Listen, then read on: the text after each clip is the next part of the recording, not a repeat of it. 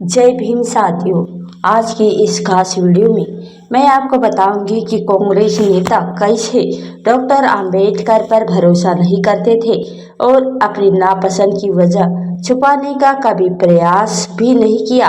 आज की इस खास वीडियो में मैं इसी के बारे में चर्चा करने वाली हूँ, तो कृपया करके इस वीडियो को अंत तक जरूर देखें। कांग्रेस ने डॉक्टर अंबेडकर को संविधान सभा में जाने से रोकने की हर मुमकिन कोशिश की। डॉक्टर बाबा साहेब अंबेडकर की समाज सुधारना वाली छवि कांग्रेस के लिए चिंता का कारण थी। यही वजह है कि पार्टी ने उन्हें संविधान सभा से दूर रखने की योजना बनाई। संविधान सभा में भेजे गए शुरुआती 296 सदस्यों में अंबेडकर नहीं थे।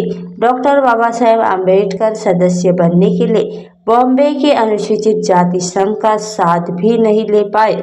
उस समय के बॉम्बे के मुख्यमंत्री बीजी खेर ने पटेल से कहने पर सुनिश्चित किया कि डॉक्टर बाबा साहेब अंबेडकर 296 सदस्य निकाय के लिए ना चुने, ताकि जब वो बॉम्बे में असफल रहे तो उनकी मदद को बंगाल के लिए दलित नेता जोगेंद्रनाथ मंडल सामने आए। उन्होंने मुस्लिम लीग की मदद से डॉक्टर बाबा साहेब अंबेडकर को संविधान सभा में उन्हें मदद की और यही मंडल पाकिस्तान के पहले कानून मंत्री बने। यह अलग की वह साल 1950 में वो भारत पाकिस्तान छोड़ भारत आ गए। उधर डॉक्टर बाबा साहेब अंबेडकर को संविधान सभा में जाने से पहले कुछ और बाधाएं पार करनी पड़ी। जिन जिलों के वोटों से डॉक्टर बाबा साहेब अंबेडकर संविधान सभा में पहुंचे थे, वो हिंदू बहुत होने के बावजूद पूर्वी पाकिस्तान का हिस्सा बन गए। नतीजतक डॉक्टर अंबेडकर पाकिस्तान की संविधान सभा के सदस्य बन गए। भारतीय संविधान सभा की उनकी सदस्यता रद्द कर दी गई। पाकिस्तान बनने के बाद भारत में रहे बंगाल के हिस्सों में से दोबारा संविधान सभा के सदस्य चुने गए। जब कहीं से उम्मीद नहीं बची तो डॉक्टर बाबा साहेब अंबेडकर ने धमकी दी कि वह संविधान को स्वीकार नहीं करेंगे। आलाकमान ने उन्हें जगह देने का फैसला किया। इसी दौरान बॉम्बे के एक सदस्य एम.आर. जयकर ने संविधान सभा में अपना पद से इस्तीफा दे दिया।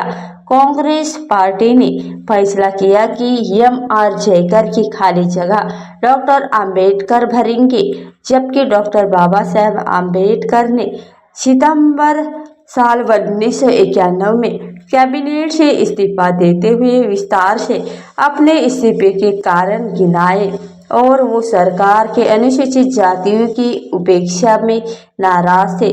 आखिरकार वो चीज जिसने उन्हें इस्तीफा के लिए बाध्य किया वह था हिंदू कोड बिल, साथ ही सरकार का बर्ताव और यह विधेयक साल 1947 में सदन में पेश किया गया था, लेकिन बिना किसी चर्चा के जमींदोज हो गया।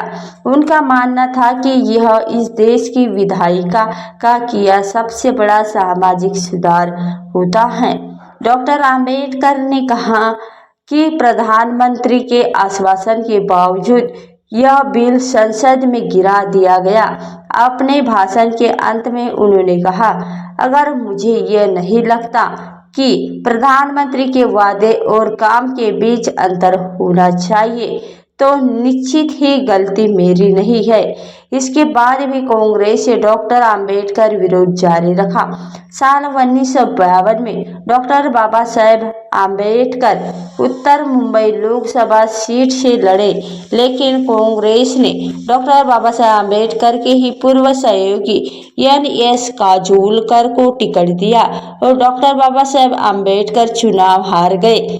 कांग्रेस ने doctor Baba Saheb Ambedkar social party के साथ थे, इसलिए उनके पास उनका विरोध करने के लिए अलावा कोई और विकल्प नहीं था। नेहरू 2 बार निर्वाचन क्षेत्र का दौरा किया और उन्होंने आखिर में डॉक्टर बाबा साहेब अंबेडकर को 15,000 वोटों से चुनाव हार गए, लेकिन बात यही खत्म नहीं होती। और डॉक्टर आम्बेडकर साल 1954 में कांग्रेस ने भंडारा लोकसभा उपचुनाव में एक बार फिर से हराया और ये घटना साबित करती है कि कांग्रेस और उनके नेता खासकर पंडित जवाहरलाल नेहरू कभी डॉक्टर बाबा साहेब आम्बेडकर पर भरोसा नहीं करते थे और उन्होंने अपने नापसंद को छिपाने का भी प्रयास किया भी कभी नहीं। और भारत की आज़ादी से कुछ हफ्ते पहले पंडित जवाहरलाल नेहरू ने B.R. आम्बेडकर को अपने नए मंत्रिमंडल में विधि मंत्री के रूप में उन्हें शामिल होने के लिए आमंत्रित किया। मंत्रिमंडल के अधिकांश अन्य सदस्यों के विपरीत डॉक्टर बाबा साहेब आम्बेडकर कांग्रेस पार्टी का हिस्सा नहीं थे, ना ही वे उन मूल्यों का ज्यादा मानते थे जिसमें नेहरू और भारतीय स्वतंत्रता आंदोलन के अन्य वरिष्ठ नेता डॉक्टर बाबा साहेब आम्बेडकर पर विश्वास करते थे। और दरअसल डॉक्टर आम्बेडकर इस मंत्रालय के लिए पंडित जवाहरलाल नेहरू की पसंद बिल्कुल नहीं थे।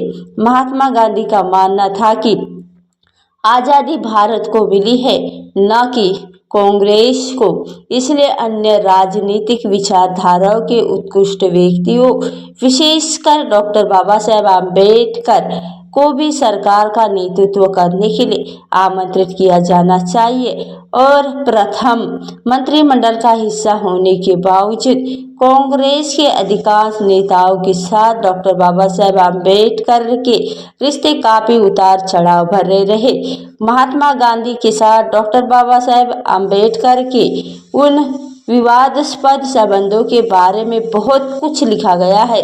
इसके विपरीत भारत के प्रथम और प्रधानमंत्री पंडित जवाहरलाल नेहरू के साथ उनके संबंधों के बारे में बहुत ही कम जानकारी है और उनके गुमनामी में धकेल दिया गया है।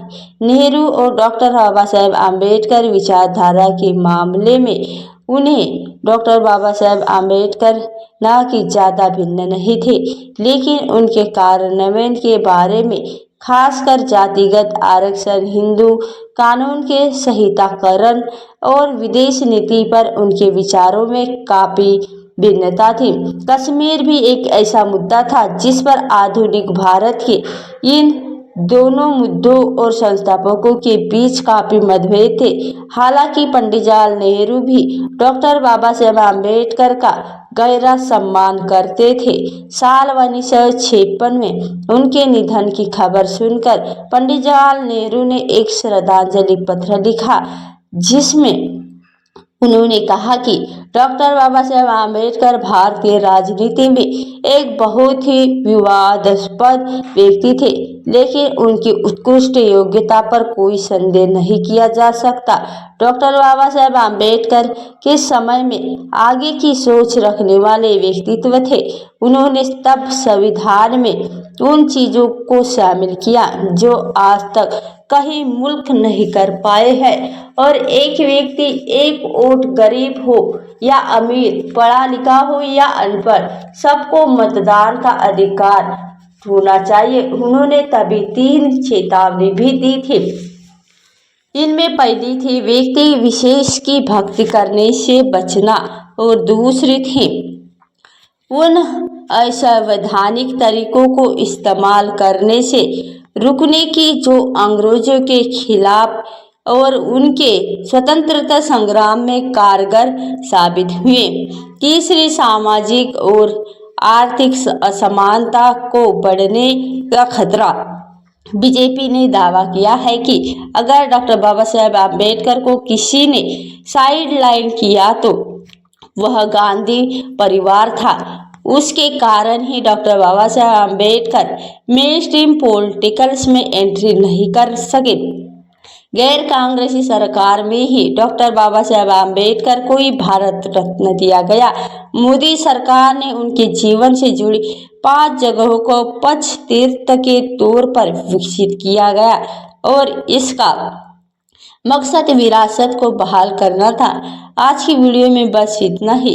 यदि आपको हमारे द्वारा बनाए गए वीडियो पसंद आया हो और आप चाहते हैं कि हम बाबा साहेब के इस मिशन को आगे बढ़ाएं, तो आप हमें इसके लिए आर्थिक मदद भी कर सकते हैं। दिए गए QR कोड को स्कैन करके हमें आर्थिक मदद भेज सकते हैं। और आज के इस वीडियो में बस इतना ही। डॉक्टर बाबा साहब आम्बेडकर से जुड़ी वीडियो लेकर आती रहती हूँ। वीडियो अच्छा लगा तो वीडियो को लाइक, कमेंट, शेयर और अपनी राय नीचे कमेंट्स में जरूर बताएं। और नीचे कमेंट्स में जय भीम, जय संविधान, जय भारत अवश्य लिखें।